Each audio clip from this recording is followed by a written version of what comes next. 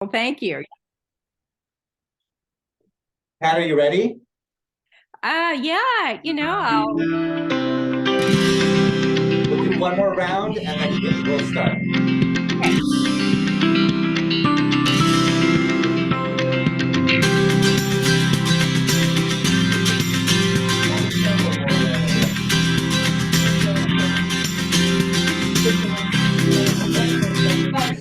Okay.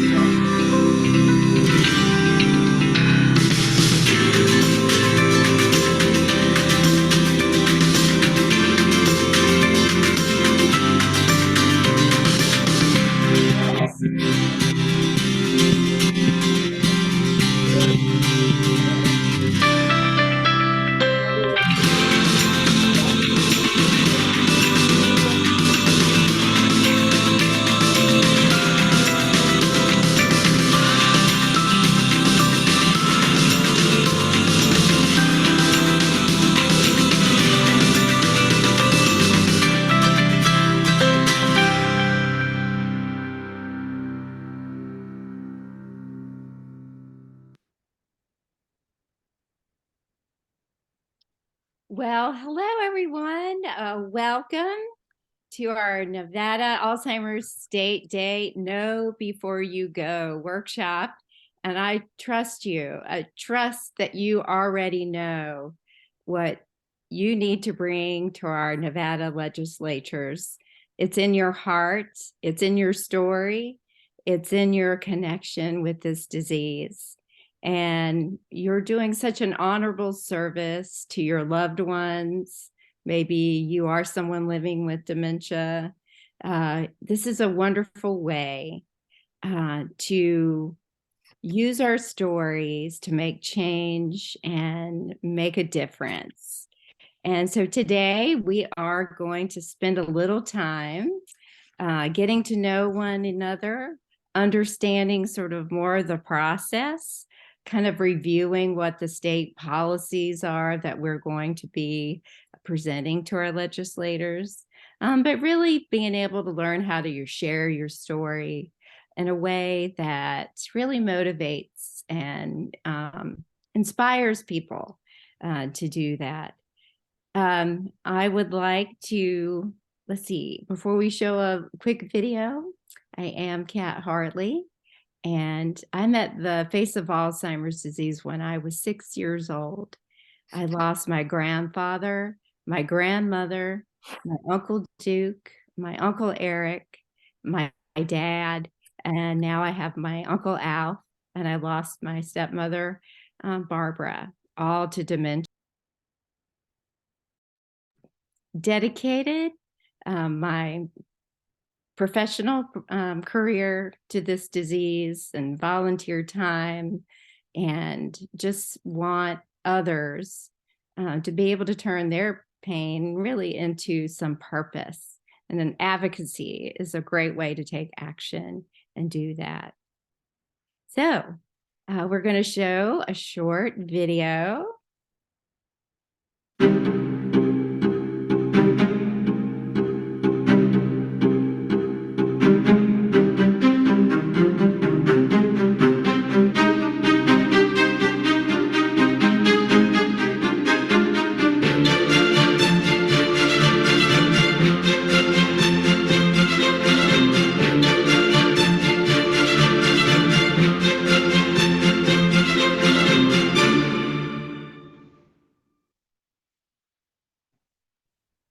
Well, so again, yes, this is the purple disease. It is so great to go to our legislators with really our people in mind and set aside political ideas or your political preferences and beliefs, because we really want to come with our stories of our grandparents and our loved ones, our spouses, our aunts and uncles, and appeal to our legislators that there are people too with loved ones facing dementia. Um, so it is really important, though, that the few of us that can travel and we're going to use our time and talent and our voices to persuade people, we are representing our state, the thousands of people who are living with dementia in this great state of Nevada. So let's just kind of review how many people we're going forward with to a review. Nevada has the third largest growth rate of dementia in the country. That's going to be a lot of people needing care. And now and actually they think this number will increase by 30% in the next 2 years. And there's 49,000 Nevadans that are living with this Alzheimer's disease over the age of 65. And less than 50% of people living with the disease are aware to even have it. We currently do not have an efficient data for all those who are under 65 living with a dementia, but we're going to help change that. And Nevada is number 10 in the country with the highest average number of unpaid caregivers hours. I know many of the people who find themselves in the caregiving role can attest to the 24-hour care that sometimes it takes. And certainly those hours are not being paid. Nevada is estimated to have over 48,000 Alzheimer's caregivers, providing over 79 million hours of unpaid care. And that's estimated to cost $1.3 billion. That's a lot of money. And now are we moving over to my friend Chuck, who is an expert at understanding how state policy works and has really shepherded our ideas and the bold ideas that we are going to take forward to our legislators. I appreciate you all being here and giving your time and talent, your stories, and we'll continue to talk about how we're going to persuade our legislators to give us better care and support for those of us who have experienced this disease. Chuck. Pat, thanks so much. You're welcome. Again, my name is Chuck Duarte. I am the Public Policy Director in Nevada for the Alzheimer's Association. And as Kat mentioned, I'm responsible for helping to shepherd public policy at the state level. And that's really just part of the job. The real success comes from the work that you all do as volunteers and advocates. I can tell you that we wouldn't be in the position we are today with at least 3 bills coming up this legislative session if it wasn't for advocates who spoke to the need for better treatment, better services, and a better response to dementia-related crises. So what I'm going to do is I'm going to switch on over to my PowerPoint. This is always exciting for me because I never know whether or not I'm going to make it work or not. And so, fingers crossed, everybody, because I am a Luddite, as a lot of you know. You have Jackie sitting next to you. Who knows. I have experts in the room. They say that they can help me with this, but, we'll find out in just a second. Okay, that's wrong. See, no, not yet. Not yet. Don't do anything yet. I'll get it. Okay, I'm nearing success, so bear with me. You cannot share your screen while other participants are sharing, James. My good friend James Fitzpatrick is on the other end in Las Vegas, and he's going to help me share my screen. Right, James? All right. Thanks, James.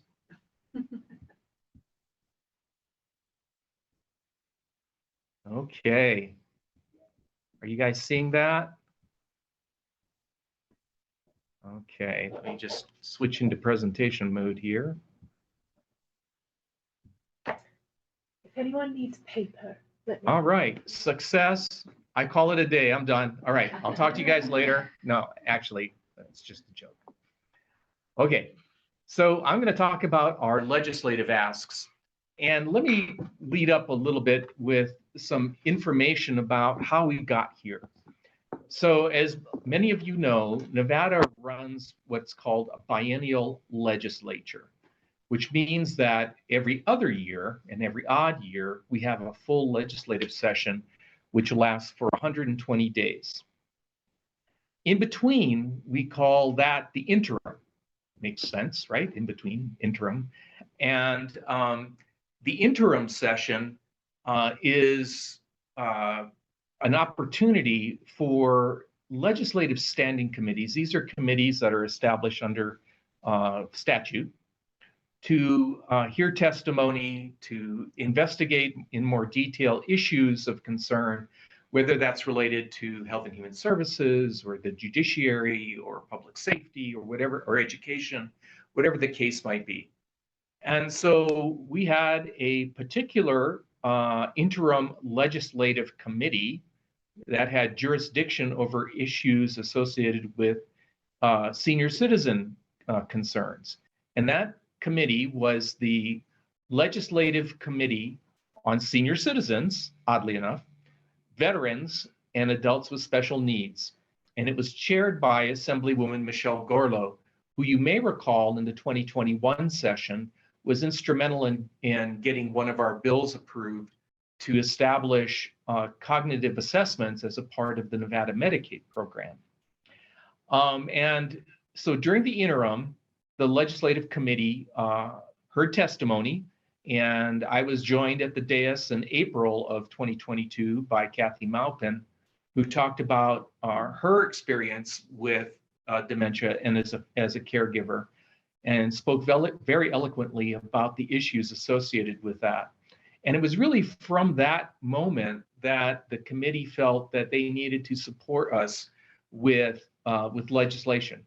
So these interim committees, again, they hear testimony, and then they decide on what bills they want to move forward into the next legislative session. And so in August, the committee met again, and I appeared before them, and they decided to carry two of our bills as committee bills, which is great because committee bills tend to have a little more oomph behind them than other bills that may come from the executive branch or from other agencies or even from individual legislators. So committee bills are important. We have two coming from a committee, which I'll be talking about. During that same interim period, there were meetings of the Commission on Aging. Nevada has a statutorily established Commission on Aging. I'm not a member, but I chaired their legislative subcommittee. And so during that time, we heard testimony and ideas from the general public and who appeared before the legislative subcommittee. And so they proposed a number of ideas. And luckily, we have two legislators that sit on the Commission on Aging. Senator Joe Hardy, who's gone off. He's no longer a legislator, but Assemblywoman Claire Thomas is the representative from that house, the Assembly. And Assemblywoman Thomas decided that she wanted to sponsor a dementia-related bill. And so I worked with her on that. So we have two committee bills and one bill coming from Assemblywoman Claire Thomas that I'll be talking about today. Chuck, do you have Yes. are you advancing the slides or are we still on this first one? I'm just chatting. I have not advanced the slide 1 inch. It's good to know. Thank you. You're very welcome. And everything I just said is very important, so I hope you all took notes. No, I'm just kidding. Okay, so now I'm going to advance the slides. All right. So One of the things that the Alzheimer's Association does is they establish something called the nationwide state policy priorities. And each state adopts their own policy priorities, which we've done here in Nevada.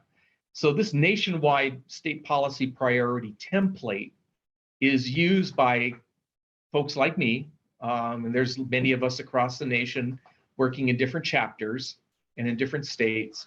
And we pick different topics that we want to support through legislation or policy that align with the nationwide state policy priorities. And so these are the nationwide state policy priorities, but with a Nevada specific flavor to them.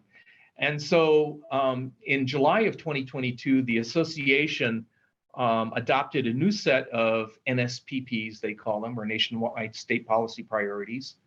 Goal 1 within that framework is to increase access to care, support, and treatment. Goal 2, to improve quality of care. Goal 3 is to advance risk reduction, early detection, and diagnosis. And goal 4 is to ensure a coordinated statewide response to Alzheimer's disease. So these are the 4 general goals, and within that, within that framework, we pick our policy priorities. And so you can see here our policy priorities: establishing a Medicaid program to support family caregivers, sponsoring a dementia care specialist program, working on dementia training with guardians, for guardians, and that would be public guardians, private paid guardians, as well as family guardians. Something called Nevada Memory Network, and then working on getting a permanent position within the Nevada Department of Health and Human Services for a dementia policy advisor. So these are our general policy goals that we've adopted and are moving forward. And 3 of these have turned into legislation, which I'll talk about right now. So here's some high-level talking points for each of them. Each of these represent a piece of legislation that's moving through the legislature. And so for number 1, we're talking about better access to an early and accurate diagnosis. And that's through a program initiative called Nevada Memory Network, which I'll discuss in just a minute. The second is better Medicaid supports for family caregivers. We know that a lot of people on Medicaid get their in-home care as well as nursing facility care from that program. And we want to support family caregivers in a more structured manner and give them the services that they need to be family caregivers. And then thirdly, better dementia crisis services. You know, we all too often hear about situations where a first responder encounters somebody who's having problems remembering their home address, maybe belligerent. Turns out they have dementia, but they often end up handcuffed in the back of a patrol vehicle, taken to an emergency room, and then heaven knows what happens after that. So these are the 3 bills that we're going to be moving forward, and I kind of put some headlines on them so that you folks can more easily remember them. So better access to an early and accurate diagnosis, better Medicaid support for family caregivers, better dementia crisis services, better, better, better. We need better. So the first thing I'm going to talk about is Nevada Memory Network, and you'll see a number next to it. It's called a bill draft request, and it's BDR 298. And so what happens in the legislative process, and you guys don't take notes, I'm going to send this to all of you, please. Oh, good. Yeah, oh, don't worry. Whoa, Right, Yeah. so fast. So a BDR is an acronym for bill draft request. And what happens is legislative staff, their attorneys and policy staff, they sit down and they write a draft of a bill. And then they send it to a bill sponsor. So they sent me this bill draft to review.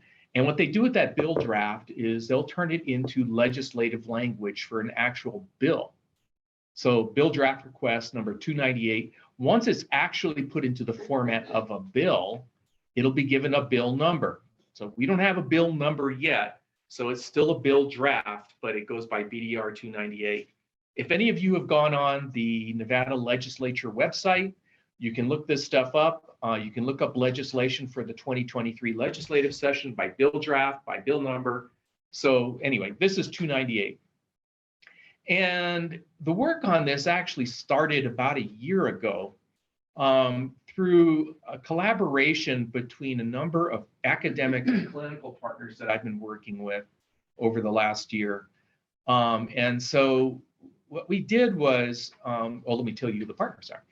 So besides the Alzheimer's Association, we have involved with this the Sanford Center on Aging out of the UNR School of Medicine, Renown Neurology Institute out of Renown Health, the UNLV School of Medicine, or the Kerkorian School of Medicine, and the Cleveland Clinic Lou Ruvo Center for Brain Health.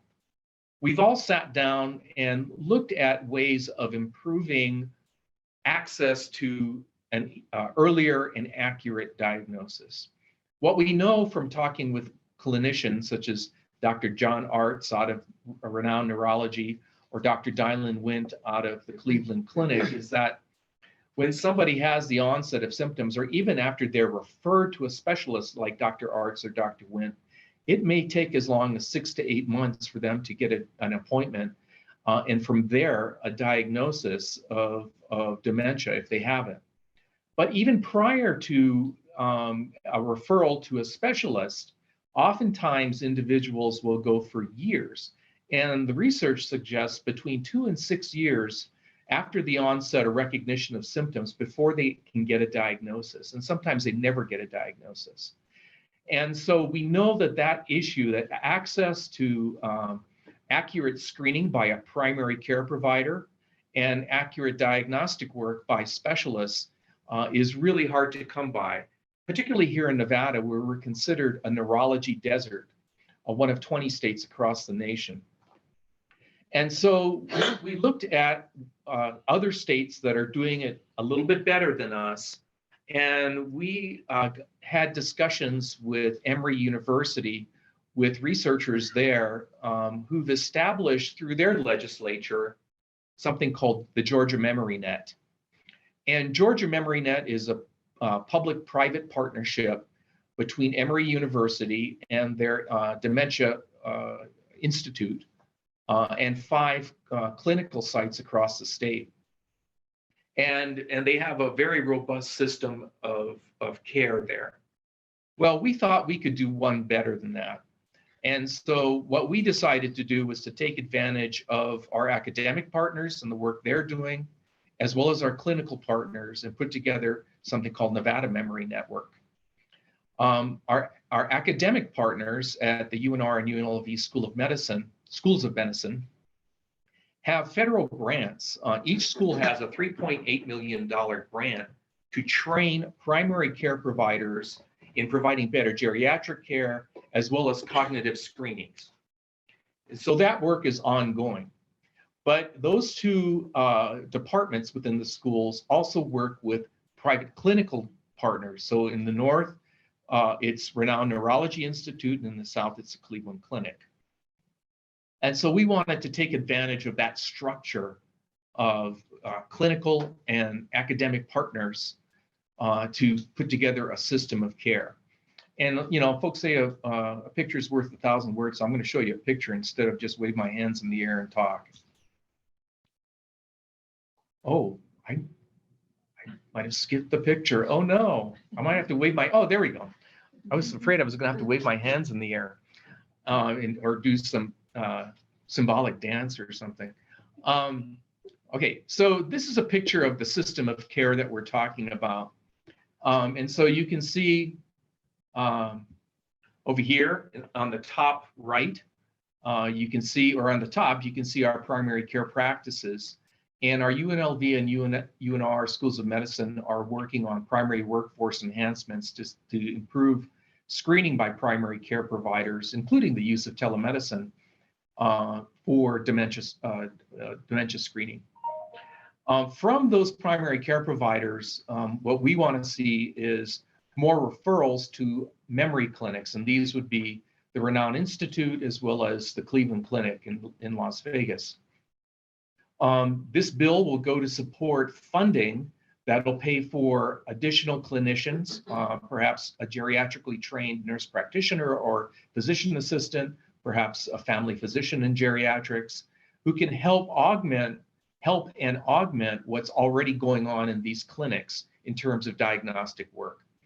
And so we want to enhance the capacity of our memory clinics, but also improve the screening by our primaries who are referring patients to the clinics. The clinics are not only going to see a patient, they're going to also do an assessment of their primary care partner. And so that patient care partner dyad is really the group, that dyad is the one who really gets the services, the diagnostic work done. And what comes from that is a plan of care. So for that dyad, they'll get a plan of care, and that plan of care is then handed back to the primary care provider, but it doesn't stop there. This initiative would also pay for care navigators. So right now we're proposing that it would fund 2 care navigators in the north and 2 in the south, working with patients primarily telephonically. So it would be, regardless of region or area, they'll be able to take care of patients and provide not only guidance on their clinical needs based on their plan of care, but also access to social services. So that's the model. It's a system of care that we want to fund. And one of the things that we're asking for, which is always a heavy ask when you're talking to legislators, is money. And so we're asking over the next 2-year budget cycle for $684,000. Why 684 and not $1 million? Well, that's what we just came up with. We did some I would say pretty good estimates of what we would see in patient revenue. Some of this is billable work to Medicare, some of it isn't, as well as the costs associated with the staffing that we're looking at. So we're asking for money. So that's the system of care. And if anybody has any questions, I can't see hands raised, but if you wouldn't mind just shouting out your name and say, hey, Chuck, I have a question. So let me know. Hey, Chuck. Okay, I'm going back. Hey, yeah. It's Jennifer. If you could put your graphic back up, I do have a question that might come up. And so I can really appreciate that this concept really is focusing on creating some integration and warm handoffs in between the navigators, primary care, the clinicians, et cetera. But if someone asks me, how is the Nevada Memory Network different from the status quo today? What are some aspects of this network that you would have us highlight? Because some physicians do make referrals, and sometimes there are warm handoffs, and sometimes there's a care navigator. But what would you say we could really highlight as, the kind of the central features that make this work and make it extremely different from what's going on in Nevada right now? All right, thanks, Jennifer. And by the way, that's Jennifer Carson. Dr. Carson runs the UNR Dementia Engagement Education and Research Office and out of the School of Public Health. So thanks again for the question. So I'm going to go to my talking points. I'm going to go off this infographic and go back to my talking points here. And so what really, I think, makes this stand out are several aspects of it. Number one, we already have training going on between our schools of medicine and primary care practices around better geriatric care and dementia or cognitive screening. But what this is going to do is invest state dollars into that project that's already underway using federal funds, which will help ensure that our 2 public schools of medicine can be eligible for even more federal funding for that initiative in 2025 when those grants expire. So number one, it's going to enhance their ability to continue to provide primary care training in the areas of geriatrics and cognitive screening. So that's number one. Number two, it's going to be different because it's going to actually put state dollars in the hands of our clinical and academic affiliates, or the teaching clinics that work with our schools of medicine to hire more people. Okay, so that would be medical assistants, a social worker, and a clinician to help support quicker access to comprehensive dementia diagnostic work. Number three, while this is going on very aggressively right now through both of our schools of medicine, we're going to continue to use and support with state funding the use of telemedicine services. And then, as we already talked about, there's going to be a warm handoff back to the primary care provider. And we're going to really emphasize this. You know, a lot of times patients don't even realize that they might have a plan of care after they visit a neurologist. And certainly their primary care may not realize that they have a very specific plan of care. And more often than not, what happens is, and Dr. Wint has spoken to this very eloquently. Dr. Wint's a neurologist out of the Cleveland Clinic, and what he said on a number of our planning calls is, after he does his diagnostic work, he's just a friend, meaning that there's not a lot of work that he can do as a neurologist to improve the quality of care that's being received by that patient care partner dyad. And so what we're hoping that this will do, and this will take some discipline on the part of the memory clinics, is that with a comprehensive plan of care going back to the primary care provider, it'll free up additional capacity for our specialists to see and diagnose more patients. And so that handoff to the primary care provider, which is then facilitated by care navigators, becomes really important. Because again, what that does is it puts the emphasis back on the primary care provider and frees up capacity for our memory clinics. So if I were to summarize it, I would use these 5 talking points. Better access to dementia screening through primary care providers, expansion of our memory clinics, more use of telemedicine services, better person-centered care planning, and ongoing support from care navigators. So that's what I think would distinguish this system of care from what's going on right now, which I wouldn't necessarily qualify as a system. It's more of a collection of services. So I hope that answers your question in a very long-winded way. I'm sorry. No, it was great. Thank you so much. I got a question back. Sure. Been my experience that this is Tim Howell, by the way. It's been my experience over the years that primary care providers generally give you 15 minutes. They don't see that patient very long to do an adequate assessment. It's also been my experience that neurologists generally have not provided a plan. We just recently spent 2 hours with the Sanford Clinic, an annual assessment that we do. They did actually put together a plan back to our primary care provider. But I guess I look at this as kind of from a needs-based perspective. It's also been my experience that there are a lot of services out there that provide in-home care. Of course, there's the care facilities as well. And it's been my experience that the training specifically in dementia is not there. The experience is not there. It is a very complex disease. And the behaviors can be very confusing for a caregiver as well as the patient themselves.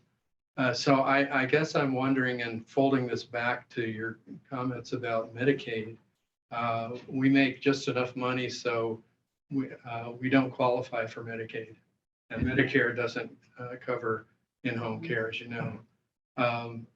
So how does this network, memory network, how does this fold into training? I see education as a huge need in our community and probably nationwide. How does this network interface, not just with the primary care provider, but with all those caregivers that are out there in the world, both professional and family? What's the vision for interfacing with them?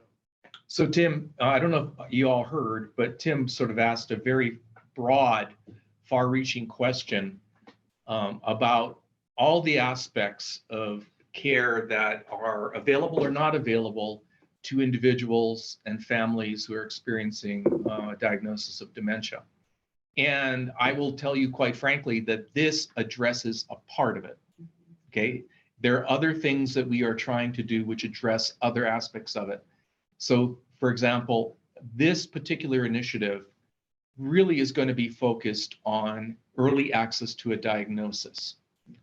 And then the follow-up care that's necessary, medical care, not necessarily in-home services, although the care navigators will have access to resources to help with that. But again, this particular initiative is focused on the medical aspects of getting an early diagnosis, which we know are important because there are new classes of drugs which are going to become available or are available for individuals in the early stages of dementia related to Alzheimer's disease. Number two, it makes that person with a early diagnosis capable of being a full partner in their care planning. And then number three, it really helps the whole family get together and provide the kinds of supports that are necessary for that individual. So early diagnostic work is extremely important. And if I left one out, and that is that we know that in the early stages, if caught early enough in the mild cognitive stage of Alzheimer's disease, lifestyle change can impact up to 30% of the disease and delay the onset of more serious symptoms. So an early diagnosis becomes extremely important for all of those reasons, and that's the target that this is aimed at. We know, for example, that there aren't enough neurologists in the United States to do the diagnostic work that's necessary. And so we're going to have to do several things. We're going to have to enhance the work that's already going on through our public schools of medicine to train our primary care providers, because that is where it's going to happen. That's where the diagnostic work is going to happen. And we have to give them the tools that are necessary, which we don't have today. There are terrific IT-related tools that are able to very specifically and sensitively screen for dementia that could be in the hands of a primary care provider and get done in 3 minutes, supervised by a medical assistant. We know that in the next 5 years, we hope in the next 5 years, there'll be desktop blood measures for biomarkers that are very specific for Alzheimer's disease and may be able to differentiate the stages of disease. We don't have those now. So again, this is focused on access to an early diagnosis. I will address the issue of training more broadly when I talk about another initiative that we're working on. Sure, I may be getting ahead. No, you're not getting ahead of it. I mean, it's an important question that a lot of people are asking. I mean, we've had issues in discussions with community organizations. What about housing? Yeah, I mean, people need access to affordable housing. Who have dementia, they're losing their housing, they're becoming homeless. But as an association, as an organization, as advocates, we're going to have to pick our targets. And housing is a really big issue that we may not be able to address. I think training is going to be one where we hope to be able to address, and I'll talk about that in just a bit. So you asked an important question. It's just that this is targeted at one aspect of the entire system of services for people with dementia. No, and I greatly appreciate what you're doing. It's greatly needed. It's a good start. We got to start. Yeah, exactly. And that's really what we're trying to do. Yeah. One of the things that I'll get back to my slides that I'll mention is that the Alzheimer's Association just published a report in early January looking at, in 2022, which states have invested state dollars, state appropriations in dementia. 15 states have invested $0 specifically, state dollars, specifically in dementia. Nevada is one of them. And so, that's something that I'm going to be bringing up. We have respite care grants. Those stem from federal grants. Those are leftover dollars from other resources. We have not appropriated anything specifically for dementia in at least the research I've done And so we're really hoping that this is a start. Like I said, this particular bill has an ask of 684,000. It's not a lot, but we're hoping that it's a start of an investment in a better system of care for an early diagnosis. All right. Okay, so we're not stopping there. We got another bill. BDR 297. Again, we don't have a bill number yet. This is the Medicaid Family Caregiver Waiver. And what this is an initiative that's based off of programs out of Indiana, Georgia, and Washington State, where they do a much better job of taking care of a family care partner as an important part of a care dyad. That care partner is really the individual who's going to keep that Medicaid beneficiary, the person on Medicaid and Medicare, keep them out of a nursing home and keep them out of a hospital and keep them safe at home. And so how we treat family care partners is extremely important. We know that there are 48,000 unpaid caregivers in Nevada. They provide almost over $1 billion in unpaid care. We want to make it easier for them to be paid care partners. And so what we're looking to do is to create a new program specifically for individuals who are elderly with dementia. And we want to be able to provide additional supports and training to that family care partner. When somebody qualifies for long-term care on the Medicaid program, they go through something called a functional assessment. And that assessment determines whether they meet the criteria for long-term care, mainly nursing facility placement. But then if they're capable and they have the ability to do it, we in Nevada prefer to put them wraparound services in the home. And so there are programs called home and community-based services that wrap around services around that individual to keep them out of a nursing home, even though they may be at a nursing home level of care or level of need. And so what's critical when you do that functional assessment, you also assess the ability of a family care partner to serve in that capacity as a primary caregiver. And so with that assessment, we want to be able to identify the training needs for that individual, whether that's being able to communicate with somebody with dementia, whether that's a training to help their care partner ambulate, bathe, dress, eat, whatever the case and need might be. Identify the training needs for that family care partner to take better care of that Medicaid patient. So training is an important aspect of it. But we also want to make it easier to pay that family care partner. So currently, spouses and guardians cannot serve as in-home caregivers and get paid by Medicaid. We want to change that. We want to make it easier for them to get paid.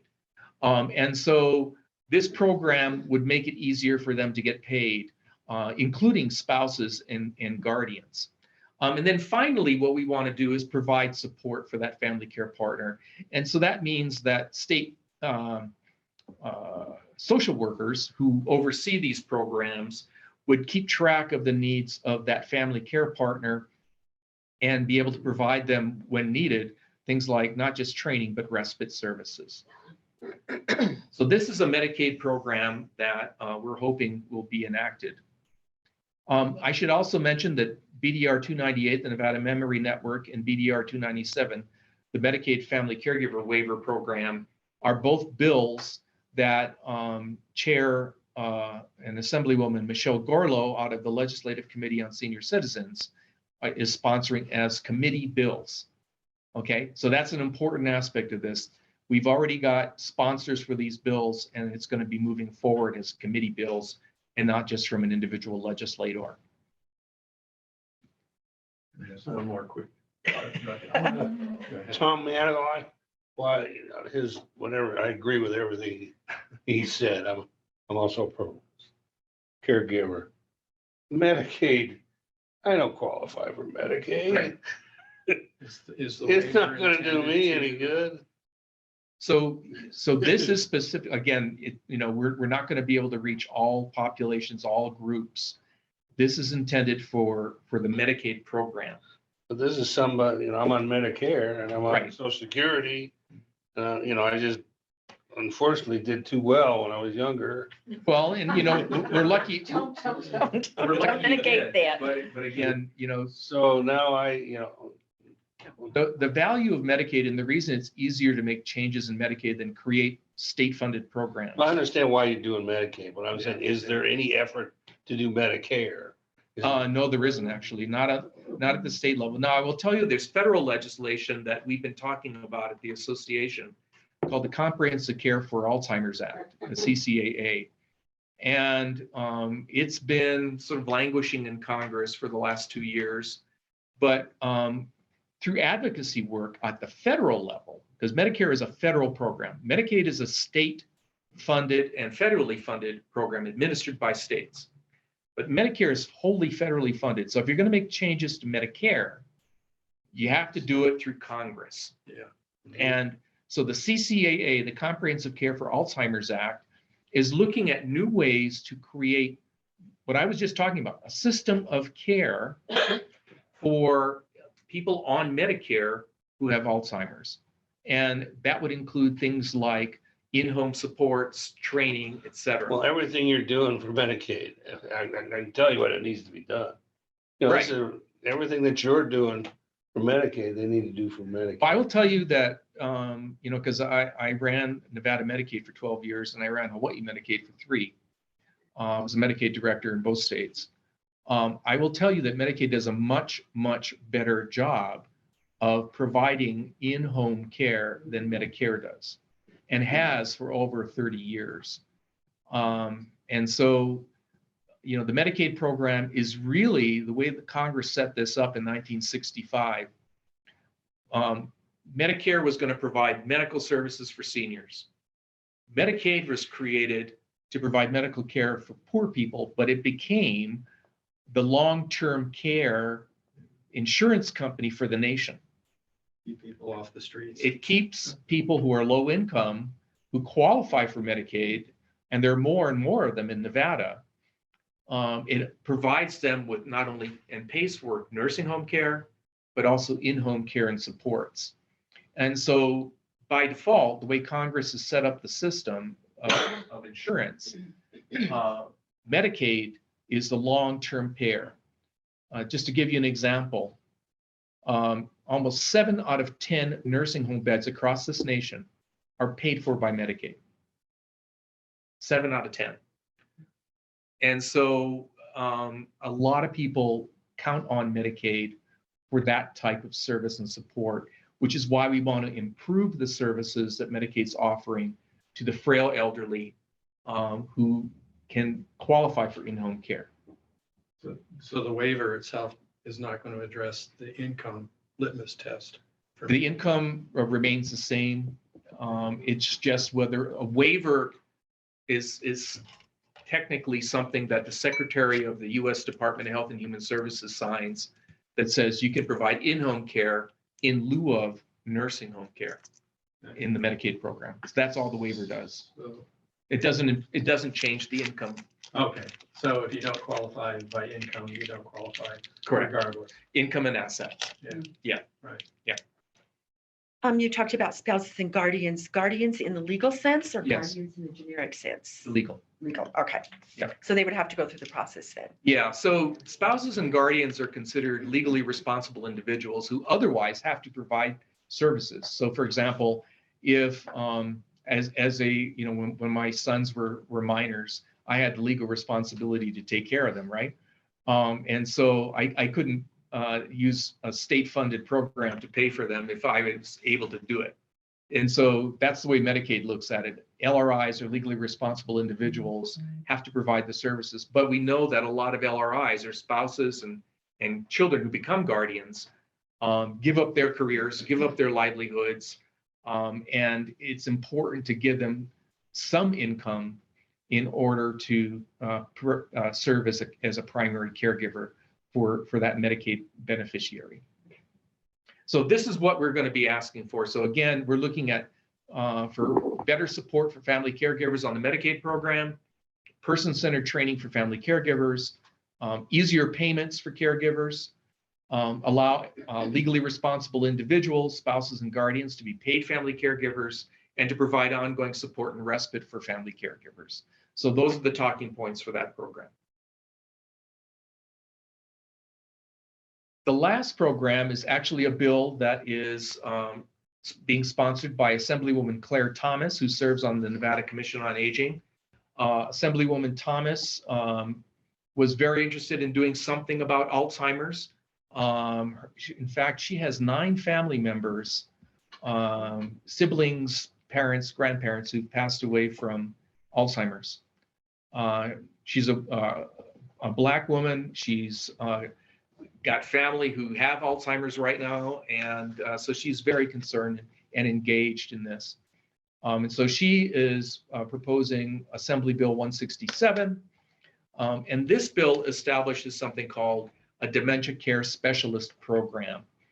And so actually Dr. Jennifer Carson, who's on the call right now from the UNR DEAR program, and myself, we were involved over the last year talking with mental health professionals and first responders across the state, but particularly out of rural Nevada. And what we increasingly heard was that first responders, county social workers, adult protective service workers were encountering individuals who may have dementia and ultimately ended up in with very poor outcomes. As I previously mentioned, oftentimes an encounter with somebody with dementia and a first responder or a law enforcement officer can result in somebody getting belligerent, getting put in handcuffs, getting put in the back of a patrol vehicle, getting taken to an emergency room, getting admitted to a hospital psychiatric ward, which is totally inappropriate for somebody with dementia, and on, leading to very poor outcomes, sometimes delirium and death. And so, we were very concerned about this. First responders that we heard from were very concerned, as were county social workers. And so we looked around and looked for programs that could address, and again, in this discussion, it was wide ranging. There were issues around lack of access to social work in rural communities, lack of training of first responders and care partners around dementia, lack of housing for people living with dementia. And so there are huge needs that were identified, but we wanted to try to start the process of tackling the problem of providing better services in these communities. And so we came across a program out of Wisconsin. It's called the Dementia Care Specialist Program. It's highly touted. It's being emulated in a number of different states. The Administration for Community Living, which is a federal agency that provides funding for programs like this, really stands by this program. And so we talked, Dr. Carson and myself, we talked with individuals responsible for this program out of Wisconsin Department of Human Services, and we were sold on it. We thought it was the best thing since box BBs. And what we decided to do was try to emulate this here in Nevada. And luckily, Assemblywoman Claire Thomas is interested in sponsoring a bill. And so what this bill does is it will fund 3 dementia care specialists who'll be embedded in communities and community-based organizations or county organizations. And they have 3 primary missions there. One is training community and county-based organizations to be more dementia capable. So working with the staff of those community-based organizations and county-based organizations to learn more about dementia and be more dementia capable. Assist first responders with dementia crisis plans. These dementia care specialists are going to be trained, but they're not going to go out on calls with APS workers, adult protective service workers, or law enforcement. But instead, what they can do is they can assist in follow-up care planning to make sure that plans are in place for follow-up care to keep people safe in their home and avoid future dementia crises, or if they do occur, have a plan in place to deal with it. And so they would be available to do that. And then they would also be involved in creating more dementia-friendly services, including providing dementia screening at community events and referring people to their primary care providers if they screen positively for dementia. So those are the kind of 3 pillars of work that these dementia care specialists would do. And this program is targeted at communities that need these types of supports who may already have dementia-friendly networks located there. That would be the goal, would be to have these folks augmenting work that's already going on by Dementia Friendly Nevada. So here are some of the talking points for this program. We would have trained dementia care specialists embedded in communities. We're hoping that these would be bachelor's level or even master's level social workers, although we do understand that it may be challenging to recruit and embed people in rural communities and frontier communities with those type of credentials. So we would, possibly be able to look at other alternatives such as community health workers under strict supervision and training. We'd be able to provide training. These dementia care specialists would provide training to county and community-based organizations, as I mentioned, making them more dementia capable, provide training to family care partners, provide proactive planning for dementia-related emergencies, things like making sure that first responders know where the medications are for this particular individual, or have contact information, including their primary care provider, so that they can get a hold of them in case of a dementia-related emergency. And then, as I said, assist first responders with dementia-related crises in terms of care planning around that crisis and to avoid it in the future. So those are some of the talking points associated with this. This has a fiscal impact. We're asking for $532,000. That would fund 3 positions over the next 2 years. It would also provide funding for evaluation work to be done, hopefully by the UNR DEAR program. Training and oversight to be done by the UNR DEAR program, and for evaluation work to be done by an academic institution such as the Sanford Center on Aging. What we found in talking with our colleagues in Wisconsin was that they started with 3 positions, a pilot program in 3 positions. The Wisconsin legislature thought it was such a great idea and such a great program that they now fund 70 positions, including 1 dementia care specialist in every county.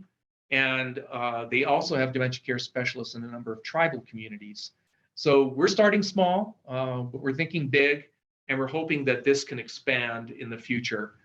This will take ongoing legislative funding support, but again, we think it's worth it as well as the other asks that we have associated with our other 2 bills. So that's it for me. I'm happy to answer any questions that you may have. I have a question, Chuck. Sure. Do you have any information or insight into the outcomes that were caused by having dementia care specialists in Wisconsin? Yeah, so right now they're still doing evaluation work on it. They really have their metrics consist of unique services. So things like casework encounters, number of care plans that they've put in place, number of dementia screens that they've done. And so what they're doing right now is they're evaluating their impact on things like emergency department admissions and hospital admissions. And so what we're hoping to do with our evaluation work as well is to develop those type of measures, which we think are going to be more meaningful from a cost savings perspective. But again, they're just starting that process of evaluating the work that's being done by these 70 dementia care specialists. But like I said, Wisconsin's a pretty conservative state, and they've been able to convince their legislature that it's worth the $7 or $8 million a year that they're spending on it. Chuck, if I may add something, what I want to address with you and everybody as a whole, as I look back, at least in my own career, just listening to all the advances that we're making with Alzheimer's disease, and as a nurse that goes back as far as the 80s, working with Alzheimer's patients, both inpatient and in the community, I mean, it's been slow going, but when I look at the advances that we've made, it's miraculous. It's like anything else. I mean, I think about the advances we've made with cancer research. I mean, it's like they're right there with it. But when it comes to Alzheimer's disease, how it's been just kind of like a tugging, but I feel like with all the things that are happening, we're like in their face. We're like, this is what we need. This is what we want. And I feel this is great. Well, and I'm gonna point out a couple more things, and James, stop me if I've gone way over time, because I think I've gone way over time. to answer the question about training, one of the things that I've been working on is trying to get working with the Guardianship Commission of Nevada, which is part of the Nevada Supreme Court, to adopt regulations that require training of guardians around dementia. So any guardian, family, private, public, that has a client who's receiving guardianship services who has dementia should be trained in dementia and be knowledgeable about it. And the other thing that we're looking at doing is seeing if we can fund a permanent position within the department who can help advise the department on better services and training for people who who deal with dementia clients. One of the things that we were able to do very quietly, but through policy changes at the department level of the Nevada Department of Health and Human Services, is get our APS workers, adult protective service workers, to be required to have dementia training.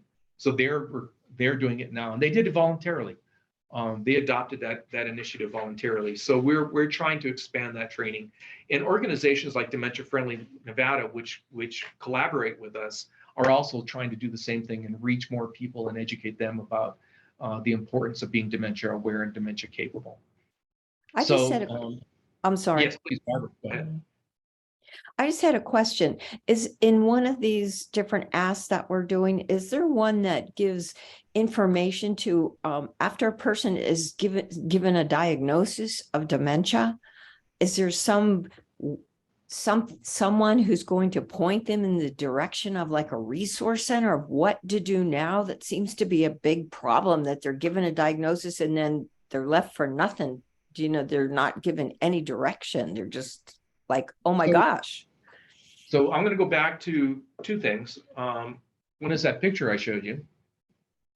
And so these folks over here, dementia care navigators, what they're going to do is work with patients who've been given a diagnosis. So those are the care partner and patient dyads. Once they receive a diagnosis from the memory clinic, they're going to be assisting patients and their care partners with access to services and information that you described. Additionally, the dementia care specialist program would be involved in providing that type of access to resources and training for families who are living with somebody with dementia. So both of those initiatives would do that. And the Medicaid program would likewise provide training around dementia to family care partners for Medicaid clients. So all three of them have some aspect of it, but more so with the Nevada Memory Network and Dementia Care Specialist program. Just wanted to make sure. That's really important. All right. I don't see any other hands up. So again, I really thank you for all your attention.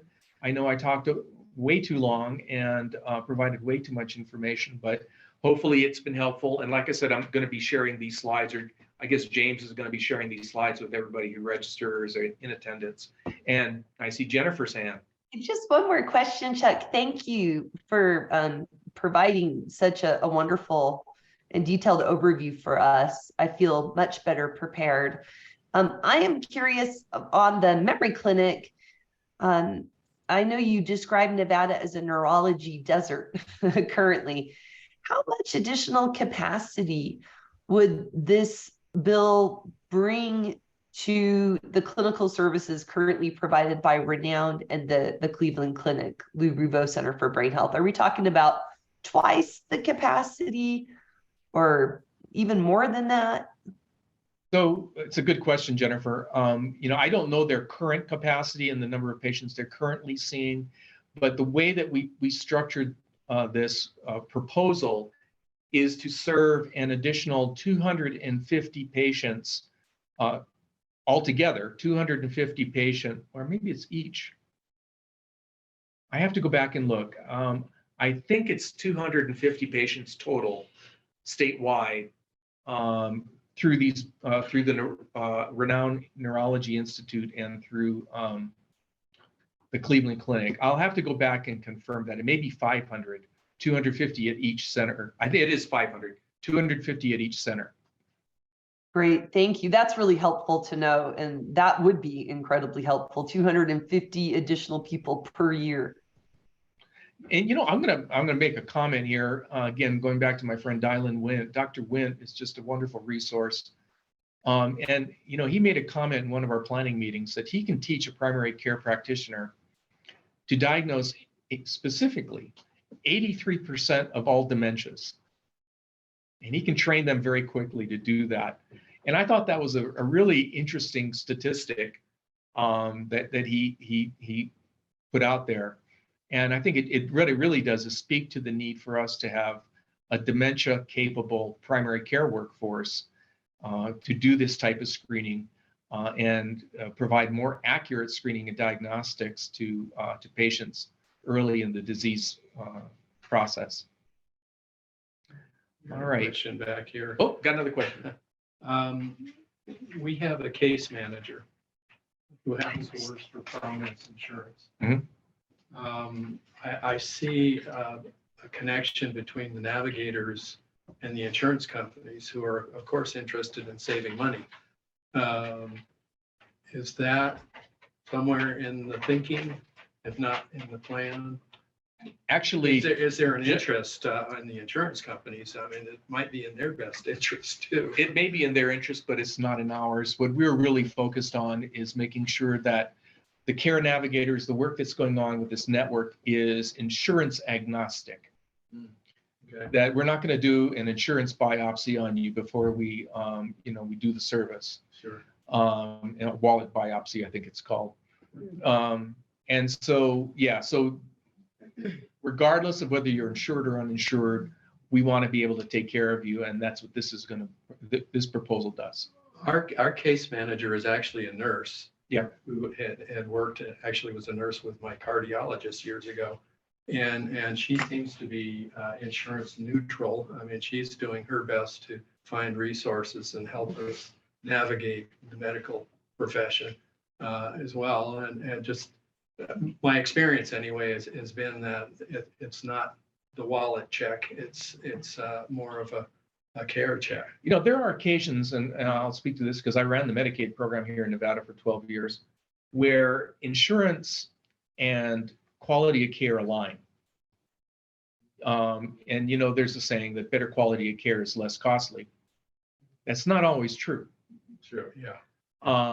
And so, I think it's great when those incentives align, but you can't count on that 100% of the time happening. Sure. And so we wanted to make sure that these care navigators, they're going to be employed hopefully by neutral third parties, perhaps at our 2 public schools of medicine, working with those memory clinic partners. And again, regardless of source of insurance, be able to provide the same level and quality of care. I think, one of the things that I've encountered in my experience is that you're lucky if you've got an insurance company that has a care navigator that's going to support you. But that nurse is only supporting those individuals with that insurance. Right. And so Right. people who may have regular Medicare, who don't have a Medicare Advantage plan or anything like that, may not have access to that type of thing. And so we're trying to, create a system of care that, again, is insurance agnostic and capable of providing the same quality care across insurance plans. And I agree, insurance agnostic is important. We've worked with University Health, Stanford Clinic, and Prominence pays for that Right. activity. However, as far as I know, they don't pay for Renown, which is a great resource, which I'd Yeah. like to be able to take advantage of. But That's out of pocket. yeah. Yeah. Yeah. Yeah. Yeah. So That little nuance can't be ignored. Right. As far as care goes. That's right. I mean, it's gonna be hard to be insurance independent. For example, I have Aetna. And Aetna, I can't use Renown. And I was using St. Mary's, and St. Mary's just shut their neurology, Yeah. their whole department down. There is no neurology department. Right. St. Mary's. Neurologist just. So how do you, what do you do then? Well, I'm not saying that the memory clinics and the memory clinics are going to bill for services if the insurance is there. And they already participate very broadly. Those 2 clinics, Renown Neurology and the Cleveland Clinic, participate very broadly with most insurance plans. But it's those situations where, somebody may not have access to a care navigator where it's going to be very, very important. And so, if you have a care navigator, my assumption is that, because this is what they do in Georgia, my assumption is that they're going to have that care navigator for that insurance company be the primary person and point of contact for you. But for people that don't have access to that, which are a lot of Medicare beneficiaries who don't have Medicare Advantage programs, or people who don't have Medicare, who may be underage for Medicare, that they would be able to provide a similar type of care navigation service. So, again, they'll bill for insurance, and we calculated that into this proposal. But at the same time, if they don't, it doesn't matter. Our care navigators will serve them. Yes. I know this is probably far-fetched, but have you tied in with the Veterans Administration at all? I mean, because, we've got this population, but yeah, the VA is federally funded, but here we are living in Nevada. So we, as the Alzheimer's Association, in this particular initiative, we've not connected directly with the Veterans Administration. That being said, both of our schools of medicine operate residency programs out of the VA. And so there's connections there, including geriatric services. And then the UNR DEAR program also operates a terrific training module called Bravo Zulu, which they provide training to veterans and their families on an ongoing basis. And so this is not directly connected with the Veterans Administration or the Nevada Veterans Services Division, but there are separate affiliations that are going on through our public schools of medicine. Sorry, just so I'm Please. clear, the care navigators, is that something that may be billable or patients might have to pay out of pocket, or is it going to be offered at no cost? It's going to be offered at no cost, and it's going to be funded with state dollars. The navigators, if I understand it, they seem to be more associated with universities or independent completely. They're going to be employed probably by our public schools of medicine or some other entity. So, for example, I'm in discussion. Maybe not University Health, but could be the Sanford Center on Aging. I've also been in discussion with another affiliated organization to the UNLV School of Medicine called Nevada Senior Services. And they may be in a position to house these care navigators. They do similar type services in Clark County. So, we're looking for the appropriate administrative housing area for these positions. But again, they're not going to be, specific to a particular care plan or provider network. All right, James, anything else? First time. No, that's great. We just need you to Shut up. unshare your screen. All right, thanks, James.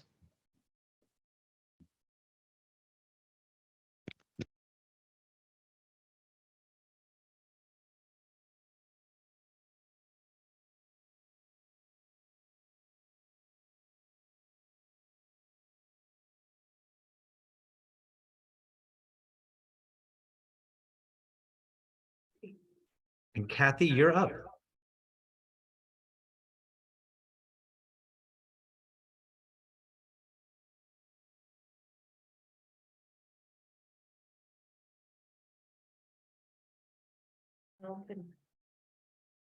Kathy, are you on the call? Nikki or Chuck? Is Kathy in the office? Okay. Who are you asking for? Sorry. Kathy Maupin. Oh, I'm here. So if everyone's ready, I will be happy to talk about how to meet with your elected officials. For those of you who don't know me, I am a volunteer with the Alzheimer's Association. I facilitate a support group for people who have parents with Alzheimer's. I am a community educator, an advocate. I was a caregiver to my mother for 22 years in various forms. Like Kat, I have other relatives who have this disease or who have passed away from it. So this is why I advocate. So because we've been going a little long here, I'm going to try and get through these meeting strategies really quickly. Please don't hesitate to ask questions if you have any. There are 10 that we have listed, and I'm just going to start with number 1, which is coordinate, coordinate, coordinate. Before you have your legislative meeting, it is imperative that you plan with the team so that you know who's going to open the meeting, who's going to make the introductions, who's going to share their story, or if all of you will be, who will make the ask, who will ask for the photo, because we're going to have our little paddles that say that, and I'm assuming we're going to have our sashes, hopefully. We will be wearing those all around the building. Also, I think it's important that somebody is able to define Alzheimer's. I have had meetings where people, the legislators did not know what Alzheimer's was. So do make sure that you can define that. And also, no matter how prepared you are, be prepared for your meeting not going the way that you have prepared it. So I actually once did a meeting for 2 minutes in a closet with a legislator who needed to put her makeup on. She couldn't do the meeting with us. So I said, well, would you mind if I just talk to you for 2 minutes while you put your makeup on? And she said, sure. And so she took me back. I had to leave the other people who were with me in the hall. And she literally had a mirror on a door in a closet. And so for 2 minutes, I talked to her. For in-person meetings, please make sure that you have everything that you need. You will be given a packet of information, check it, make sure everything's there so that you can leave it at your legislator's office. Show up early. So as the saying goes, early is on time. If you are in person, please make sure to show up about 10 or 15 minutes early so that you can introduce yourself and meet the other people who will be assigned to you. Usually that's in a room. Are we having the room this year? So you just have to find them usually in the room. If you're going from one meeting directly to another, please make sure that you get to that other room so that you can all meet and decide what you're doing. Also, I think it's important to at least be at that office 5 minutes early so you can check in generally with their secretary or their aide who's at the front desk. Number 4, limit distractions. Make sure that you have silenced your phone, put it on vibrate if you need to, so that you don't have that going off in the middle of your meeting. The most important part of the meeting is to share your story. It's really incredibly important that you bring your story and your emotions and feelings to these legislators. Many of them will not have had experience with the disease, and you will be the one who's bringing that experience to them. Some of them will have the experience and they will understand what you're talking about. Sharing your story is just truly, I think, probably the most important part of what we do. Be passionate and be kind. Your passion is what sets you apart from the other meetings that offices are going to have throughout the legislative experience. So don't be afraid to stand out and be you. If you get emotional and you cry, that's perfectly fine. I've actually had meetings where we've had the legislator cry. So go ahead and share those emotions. Sometimes this is, again, the first time that these legislators are going to meet someone who has connections to this disease. So don't hesitate to be passionate and always be kind. Show your smile. Don't forget your smile. As an organization, we always aim to be positive and make a good impression. So please don't be demanding. You can ask, you can present information, but please don't get all hot and bothered and say, hey, you have to vote for this, because that's not a great way to get someone on board with you. Also, remember that you do not have to be an expert on these asks. all of us can't quite talk like Chuck does for hours about this. So just Hours and hours and hours. Yeah. So don't hesitate to write down what you want to say. If you want to do it that way so you don't forget anything, just write it down and go ahead and read it in front of your elected official.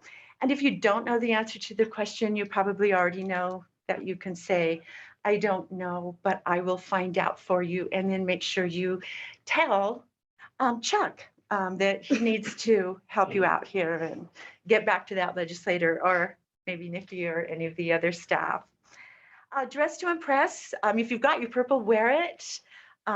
It's very fun to see everyone in purple there, and it really makes the whole legislative building feel like we've taken over. So make sure you're in business attire when you're meeting with elected officials, and wear comfortable shoes because it's big. You're going to be walking down halls and around halls and every which way. Post and share before you leave a meeting. Ask the group if you can take a group photo or a screenshot if you're online, and make sure to tag the elected official and use hashtag End Alzheimer's to connect the meeting to our online community. And lastly, follow up. After the meeting, discuss with the Alzheimer's Association staff any topics that will require a follow-up. Also, I'd like to encourage everyone to write thank yous. You can designate one person in your group, or everyone in your group can write thank yous. The legislator will be really, really appreciative. I've had thank yous sent back to me for my thank yous, saying that no one ever writes them thank yous, and they wanted to thank me for writing a thank you. So please do write thank yous. It also keeps Alzheimer's in the forefront of their memory. So that went through it really, really quickly. Thank you to all people who are going to go and talk about Alzheimer's. It's just so important that our legislators know about this disease, and that we are moving forward. As you so valiantly said, we need to keep this out there and get help for our caregivers and for the people who have this disease. So anybody have questions? Logistics.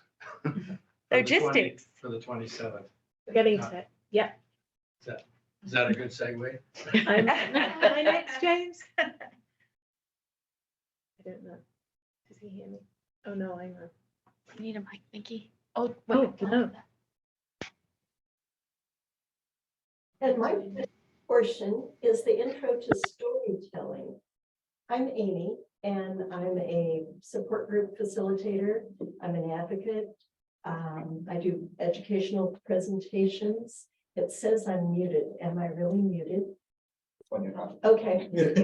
This one. We're dealing with technology here. Want to share, talking about storytelling, I want to share my story.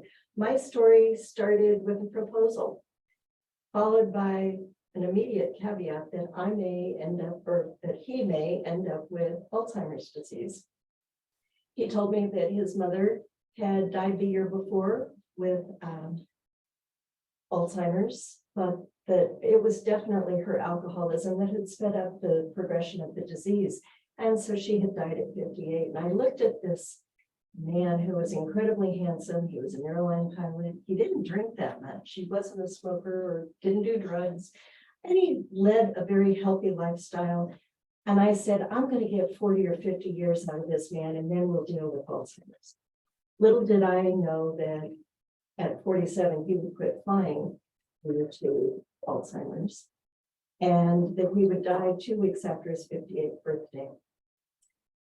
He made his final departure on a sunny May morning, and I was there holding his hand, and I thought that was the end of my journey through Alzheimer's, my nightmare through Alzheimer's. Little did I realize that eventually I would be, within a year or two, I would be volunteering. I would become a full-time volunteer for the Alzheimer's Association. And that's kind of how my story is progressing. Now, did you notice any theme to what everyone has talked about? They introduced themselves with their story. before they went to the discussion at hand, before they asked about the topics.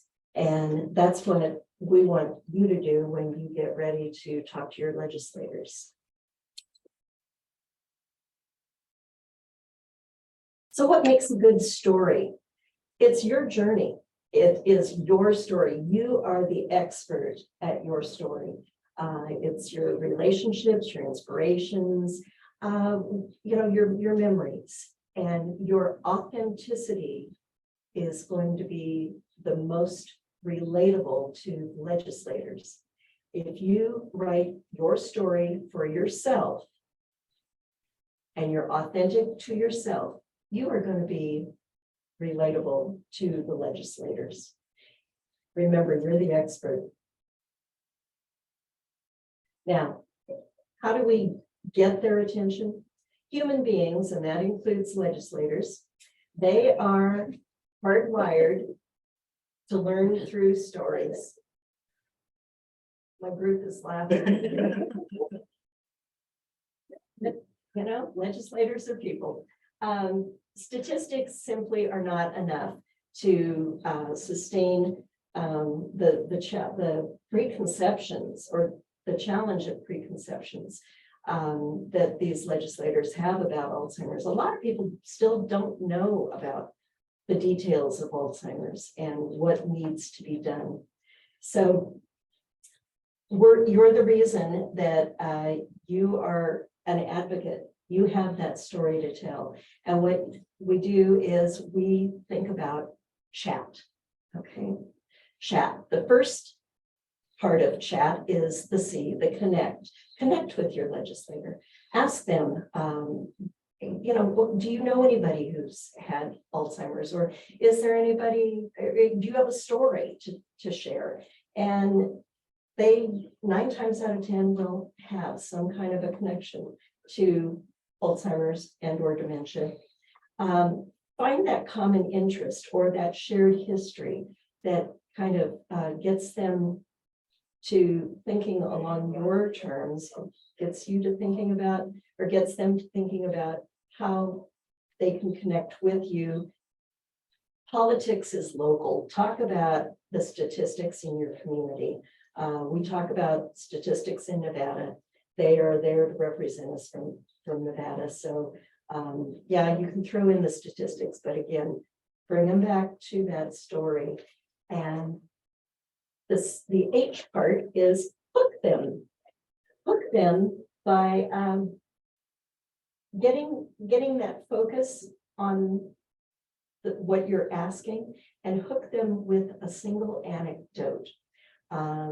Sometimes you only have a minute to talk to them. Sometimes you'll have 15 minutes. So you basically have to have your anecdote in the little condensed elevator chat version. Sometimes it can be a 5-minute quick conversation. Sometimes it's going to be, a 15-minute where there's actual interaction, but as Kathy said, expect the unexpected. So you just have to kind of go with the flow. It is good to paint a picture with your words. And, I told you, Drew made that final departure on a sunny May morning. Don't be afraid to show emotion. And if you get choked up, it's okay. If you get a tear, that's okay. Again, you're being authentic to your story. You're being authentic to yourself. And you're being authentic to the person that you're doing this in honor of or in memory of. And then you bridge your story to the legislative ask. That's the A. Make the ask, and ask for a commitment. Ask, can we actually ask them? Can we count on your vote, or can we count on you to back this ask, to promote it, to vote yes? Can we count on you? And then the last part is the really important part, the T. Thank them. Thank them for their time. Thank them for giving you the opportunity to share your story. Thank them for agreeing to your ask. And it's very simple. Let's chat, connect, hook, ask, and thank. So thank you for listening to my story. I hope I connected with you somehow. Hope I got you hooked with that little proposal story. And I'm asking you to have a really good time when you go to the Capitol and when we all come together so that we can ask for money for legislation. And thank you for listening. Before opening things up to other questions, there's a real short video here of my friend Steve. Steve actually went to high school here in Las Vegas, and Steve and his wife.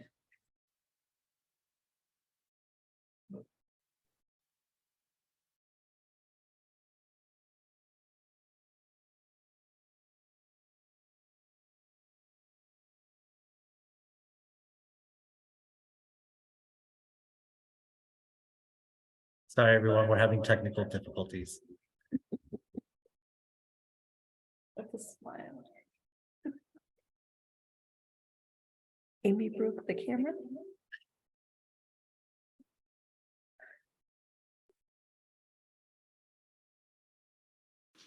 I always, another thing is like, way back when I always said, I'll be 95 before I die. You know, I'll be an old guy, you know, like that. And I don't see it now. Yeah.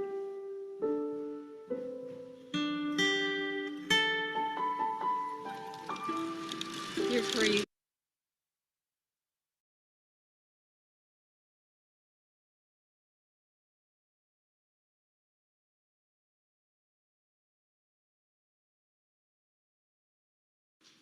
I always, another thing is, and I don't see it now. Yeah.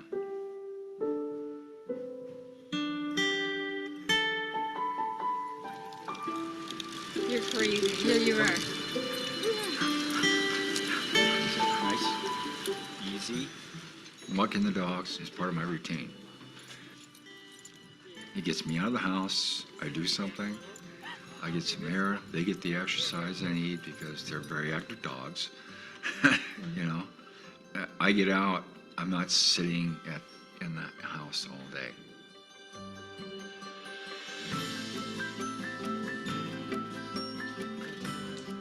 That's a girl. I think they picture somebody who just kind of sits there, doesn't recognize anybody, doesn't do much of anything. Those kind of later stages and the really late stages. Where he's at, early moderate, is this stuff kind of lasts a long time, which I didn't realize. Back in the 70s, we met there. Yeah, we met here in Vegas. He was in the Air Force. I was in the Air Force. We both worked for Sears, and that's where we met, though. You can find anything at Sears. So what grades do you think? I know you look progressively older as some of them. And this has to be That's senior. high school. Yeah, that's high school. It's got to That's be my your senior senior class, picture yeah. because they made everybody wear the suits and Yeah. ties. I'm the antisocial person. He's the gregarious, wants to be with people, chatting away all the time. He doesn't do the chatting anymore like he used to. He's very quiet, and that's not him.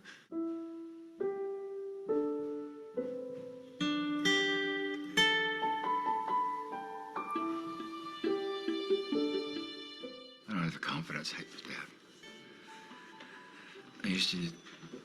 I used to be able to carry on a conversation. I can't. I have to listen. It's real hard. I watched my dad with dementia. I don't want to be that way. I don't want to be that way.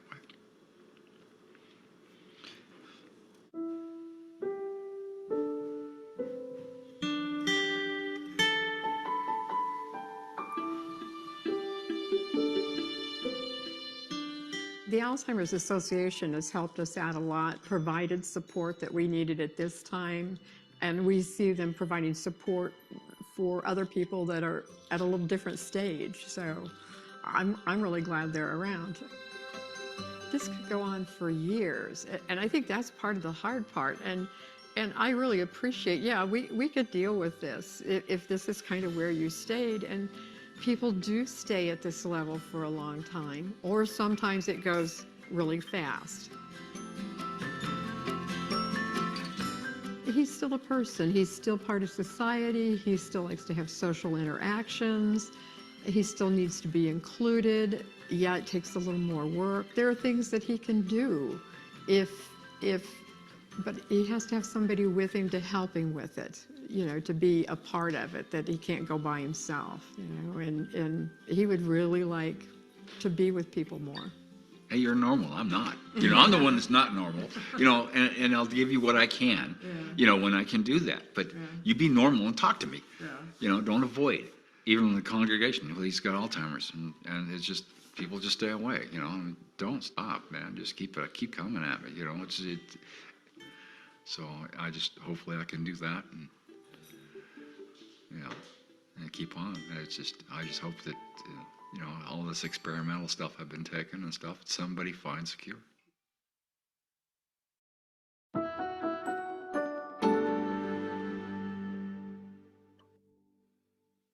Nikki, before you go, I see that Kat has her hand up. So Kat, if you have a question, you can ask it. It's just sort of another little thing that I feel so impactful and powerful, bringing your person with you. And I tell you, Amy did it so well when we went to Capitol Hill with her picture of Drew that she had and carried it everywhere with her. I felt like I knew Drew by the end of that. And I have done it myself. I bring photos of my loved ones that I'm speaking on behalf of. And it's like there's more people there. There really are the people that we're trying to help and serve, and using, you know, our people as powerful spokespeople with us. So sometimes bringing a photo along can help you remember them, or if you've lost them or you're speaking on their behalf. So anyway, just a little added idea.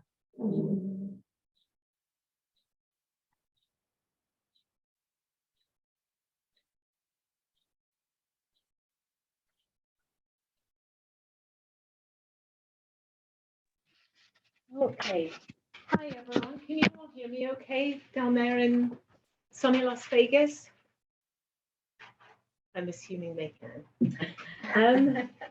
My name is Nikki Rubath. I'm the Regional Director for the Alzheimer's Association here in Northern Nevada. And before I tell my story, I just want to say thank you to all of you so much. As volunteers, the work that you do with us is more powerful than anything. So thank you so much for being here today and for joining us on the 27th. We're super grateful. I have been the regional director here I've been with the Alzheimer's Association for about 7 years.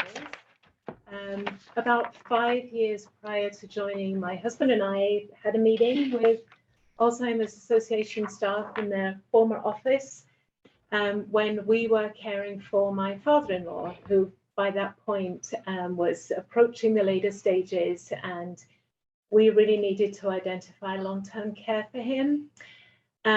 Like my husband, he was someone who had grown up being a problem solver. He hated having Alzheimer's, of course, and in his attempts to try to overcome the disease, he kept a notebook of all of the things that were going on in his life. And towards the end of the notebook, and this is something that has always stayed with me, he had written, "Donnelyn is my wife, Daryl is my son, Lisa is my daughter." And I always think about that when I think how devastating it must have been for him to not just lose his memories, but to no longer be able to recognize his family and to remember who all of his family members were. So he was a wonderful man. He owned a business, raised 4 children, taught himself to fly and board a plane. So unfortunately, he has left that legacy in his kids. So I'm very fortunate. Anyway, I love my job. And one of the things I love most about my job is the opportunity to work with people like you. And one of my favorite things about the job is State Day. So we will be at the Capitol. Actually, no, we will be at 401 South Carson Street, the Legislative Building, not the Capitol, on February 27th, a week from Monday. If you would like transportation, if you would like to ride with us, you have to let Sheree know or me know. We need to have your name on the list so we don't forget you, so we don't either leave you here or leave you in Carson City. So please let us know. We will have a bus that will be leaving here at 7:50 a.m. on the dot. So be here by 7:30, 7:40, and let us know that you plan to join us. The bus will get us there by 8:20, depending on what entertainment Sheree and Denise have planned on the bus on the way. And then we'll be having a light breakfast, not a full English breakfast, a light breakfast at about 8:30, and coffee, refreshments kind of before we start the day. So we're going to be in room 3100, which is of course on the 3rd floor. When you enter the building, there is now a security process there, so you can't bring marshmallows. Sorry, Nancy. So it's very clearly no dogs. So no dogs, no weapons, nothing that you wouldn't take on an airplane, I guess, is probably the rule of thumb. So you'll go through the security, there's an elevator right there, jump in the elevator, come up to the 3rd floor, and as those doors open, we are in the room immediately opposite as you exit the elevator. There is quite a lot of parking around, but when I was there last week, there are huge piles of dirty snow in a lot of the parking lots, and there is some construction going on. So give yourself time to park. The parking lot, where I usually go is as you head past the building on your left-hand side, take a left on 5th, and then on the right-hand side on 5th and Plaza, there is a pretty big parking lot, and it's free and easy, and there are crosswalks there, so you can just cross over to the building. Chuck did have a map of all of the other parking options, and I think we can send that with the presentation. So as Kathy said, wear comfy shoes. That's super important. You may be running around if meetings are delayed or they happen early, then we might kind of move teams around a little bit just to make sure that we have enough people at each meeting to represent us. Please do wear your best purple attire, and I know several of you already do. We love seeing you in purple. You are representing yourselves, of course, but also representing the Alzheimer's Association. And fortunately, we get invited back every couple of years because our presence on State Day is something that has always been welcomed. We have great rapport with our legislators. I've sat in meetings with many of you. They've shared their stories as we have shared ours, and those meetings have just gone on. They've had other things come up and they have said, no, we're talking to the Alzheimer's Association. So they're always very happy to have conversations with us. And when you get to the point of being able to make the ask, it kind of flows quite naturally, typically, because you've got to know them, you've shared your story, and you've explained what we're asking for. So there may be many other things that you want to talk to them about, like roads, education, all of those other things. So, but please leave them at home on February 27th. You might find that you identify someone who you can speak to later on, but on Monday, February 27th, it's all about our asks. It's about the Alzheimer's Association, and it's about what we're trying to do for people who are affected by dementia here in our state. What have I missed? Any questions? Oh, the bus will be coming back. Yeah. The bus will be returning at 3:30. So, and you can park. The parking here in the street in front of our building gets a bit busy because of these buildings here. So those staff park here to leave that open for patients, but you can park in our parking lot behind the The building. bus will be in the back. Yeah, just don't park in any of the spots that say reserved because we can't afford to pay for any of those. Come to the bus or come up here first? It goes straight to the bus, I think, Okay. would be the best thing to do. Yeah. Those that are driving should meet you at 8:20, I take it. So we'll kick off the day at 8:30, James, is that right?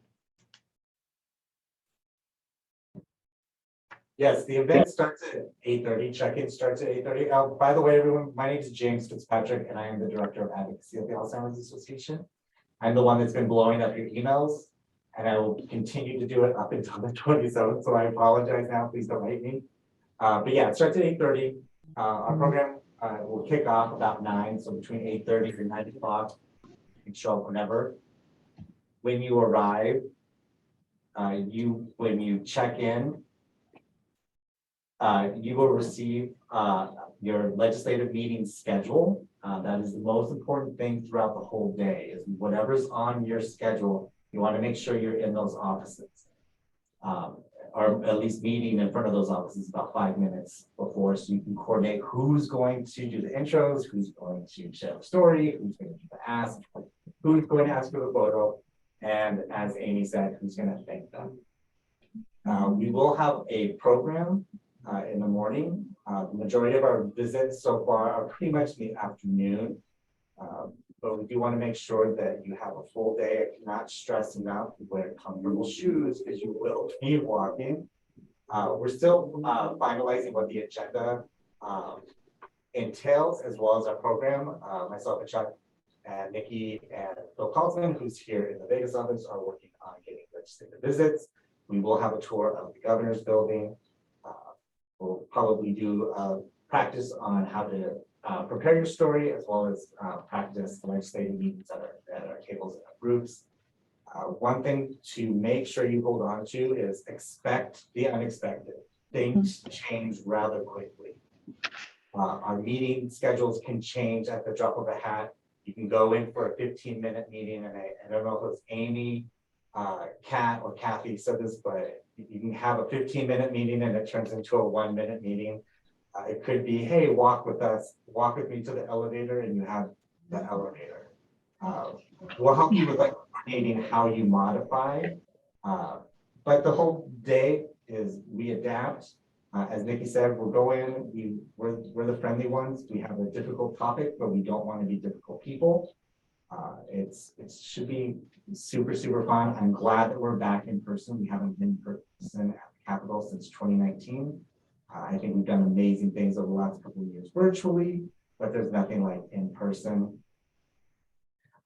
And as Nikki said, you do want to dress professionally with comfortable shoes. If you have purple, make sure you bring it. Kathy did say that everybody will get sashes. Everybody will get the sashes. We have also paddles. Once again, we're comfy shoes. I say it multiple times. If you want to ride the charter bus, please make sure you reach out to Nikki and Sheree. But there's parking at the legislative building. You don't have to ride the bus, but we do have a bus, and want to take advantage of it. And I believe that's it on our end. So if anybody has any questions. Could we just mention respite, James? Can I Yes, please. I'm gonna hand it over to Sheree just to talk about that. Yeah, thank you. I just wanted to share that there will be respite funds available for today, actually, and also on February 27th to help pay for care if you are a caregiver who may need someone to come in and spend that time with your loved one while you spend a full day with us. So I know some folks we've already set up respite and have that planned. If you do have an agency providing care and have let me know, I've confirmed with your agency those payment details. If you might have a private caregiver coming in, I've sent some additional paperwork that will process for paying for your respite care. Or if you're interested in receiving respite funding on that day, I'm sure James or Chuck will share my contact information with you, and we can get connected and plan for the day of. And this funding, the respite dollars that we have for state day will not impact your state respite if you receive respite funding through the association. So we want everybody to be able to attend. We do have restricted dollars that just go to respite that we'll be utilizing for this day. So please take advantage of it. Money is only good if you spend it. Chuck. Oh, thank you. Yeah, just a couple of quick points regarding the agenda for that day. So as James mentioned, most of our legislative meetings look like they're going to be scheduled later in the day in the afternoon. We have, as James did mention, a couple of events planned. We're working with a senator and an assembly woman to recognize advocates from their respective floor sessions. So the Senate and the Assembly, they have what are called floor sessions where all these senators and all the Assembly people get together and vote on bills. Those floor sessions are usually held at, I think for the Assembly at 11 and the Senate at 11:30 in the morning. And so we might be asking you folks to go to the Senate and Assembly galleries for that recognition. So we're working on that right now to get that scheduled and arranged. James mentioned that we do have a tour, a docent-led tour scheduled for 11 a.m. at the Capitol. The Capitol is where the governor's office is located, as well as the lieutenant governor, the treasurer, secretary of state. And it's a really interesting building. The Nevada Legislative Building is not interesting. It's pretty boring. But the Capitol is interesting because it used to house the Supreme Court. It used to house the Assembly and the Senate. And so it's a very interesting and historic building. And so we have it's a 1-hour tour. So some of you would be able to attend based on schedules, but some of you may not be able to. So again, but we do have that available for you as an option. Thanks. And we know that we have lunch for you. So sorry, we don't have lunch for all of you, but come up, Barbara, if you want to come and have lunch with us. Hi, I have a question. You talk about the asks, and I know we have such a short amount of time, and Chuck has given us a great overview of all the bills that bill drafts and the bill. Do we choose which one we want to do the ask for? How do you do the ask? I mean, specifically now. So down to 1 minute. Barbara, that is a great question. Everybody will receive like a 1-page sheet on exactly what to say for the ask. So Chuck went into such like a high level detail. We will be breaking that up into 2 or 3 sentences for you. Right. You literally can read it verbatim. There's a reason why we have Chuck. If any of the legislators ask any questions that you cannot basically answer with the leave behind, and you will all you'll get your packet, but we'll also have leave behind packets for all of the legislators as well. But if somebody asks a question, the go-to is I don't know, but I can find out, and I will have somebody from the Alzheimer's Association follow up. Okay. We have very, very, very amazing asks that are fairly complex. I thought that the conversation that was going on when Chuck was discussing them was amazing, but please just know we don't expect you to be the experts on the legislation. As Amy said with the story, we want you to be expert on you and your story. And I said, we'll break it down very easily for you. And I will be sharing the agenda and your packet probably the Thursday or Friday before state day, so next week. You don't have to print it, we will give your own, but I do want you guys to be able to see what you have. But it will be broken down, maybe 3 sentences, but we're gonna break it down to 2 or 3. James, can I add something? Hi, Sure. This is Chuck.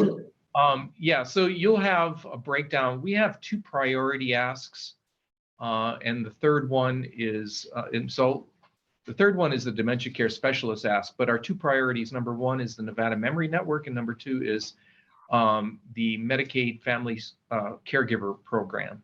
So those are our two priority asks. And then of course, the third is the dementia care specialist ask. But as James said, we'll have a one pager for you to be able to speak from and more detailed information in your packet to leave behind. And Barbara, this is Kat. I will look at our ask or sort of where we're headed in the ask, and then maybe find a personal story that kind of really matches the ask, because we've experienced all of them probably, but to have that one true life experience of how this would make a difference.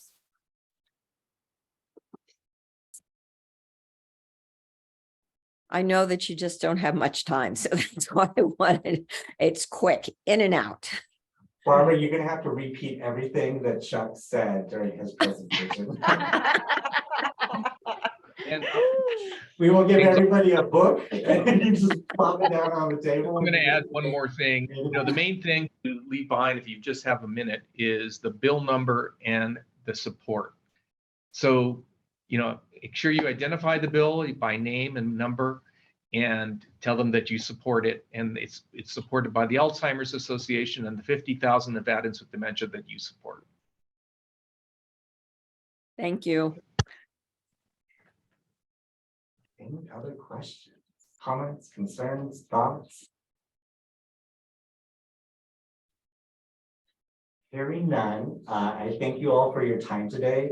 I will. James, you have a question, James? Oh, go ahead. Yeah. If somebody gets separated somehow, me. No, we don't. Is there a cell phone? Hey, I'm lost. Where are you? I would suggest going back to that room, Okay. room 3100. I don't know if James and Sharky, you're going to be kind of including your phone number. Yeah, myself, I can't speak for Chuck, but I'll be in the room the whole day. Nikki and Phil, you'll be in the rooms with us all day. Chuck might be floating around, just make sure people are where they need to be, but otherwise, yeah. Our base is in that room. And it's where the food will be. So. That's where the food will be. Lunch will be served. And I will say, for those of you that attended the last state day in 2019, we will not run out of food for the advocates this year. You all come first before any legislative staff. 17 we did. One time because lunches were all gone. I got back from my meetings. But this is being recorded. How can somebody watch it, access it, that was not able to be here at this time? I will send you all a YouTube link tomorrow. Okay. That you can watch at your leisure. Thank you. I will also share the video of Chuck doing the overview of our legislative asks that we recorded in December as well. The same information that he went over today, but you'll have both of those and you can share them with who you want. You can watch it, you don't have to, but I will send this out to you tomorrow. I can't upload it to the YouTube. I have to go to our comms directors, so that's why it's tomorrow. And I'll be available to sign autographs in room 3100 that day. And we do, I think we really would like to be able to take a photo. I think you mentioned that, James, that we're going to try to schedule a time and a spot. So don't disappear before we take the photo. Yes, we will be doing the photo early. I have tasked Nikki to find an awesome place for those of you that have attended in the past.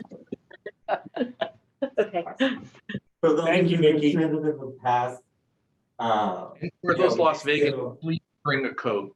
I'm hoping we're not going outside, but we might. Just, we want that. You're going to walk to the Capitol for the tour. It's a 5-minute walk, but if you're not used to it, yeah, bring fur.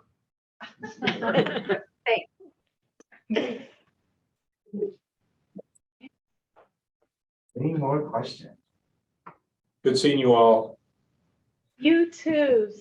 Great seeing you all virtually. We'll see you in a little over a week. Have a great weekend. If you have any questions, you all have my email. I will send this video, the link to you all tomorrow. And we'll see you on state day. Thanks, James.